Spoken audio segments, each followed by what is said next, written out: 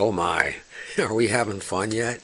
This is the RC-121 in blown apart mode. This thing's been completely taken down. Had to be.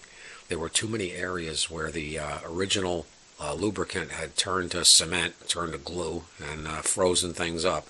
So this normally this is the last thing I did, was the just taking out the function, the on-off reject manual button, and this is everything just from that part alone. Everything I took out of this thing, I did it in order, and I started with number 1 and went on up through number 1, 2, 3, 4, 5, 6, 7, 8.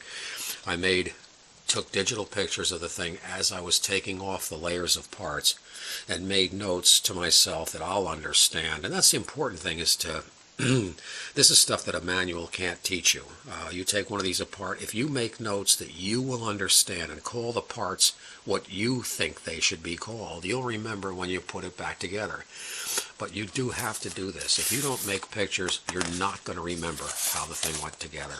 You're not going to remember it. There's just way too many parts. So I have, I don't know, there's probably 10 or 12 pictures of this turntable, of the guts of this turntable, in the order I was taking it apart in.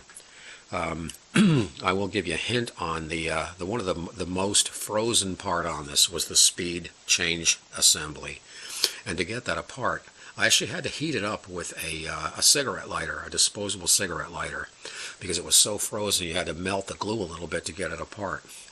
Another area is, here's the tone arm assembly.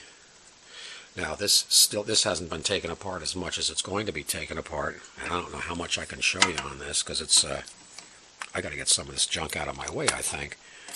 Let's put this off to the side. That's got to be cleaned, and then we begin the reassembly. Anyway, under here, you know, you can see this is the overarm and the size selector and shutoff and the tone arm, and it all comes off on this assembly after you get everything else out of the way.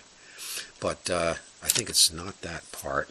Which was the part that was completely frozen on this? That's okay there. Well, I don't see it now.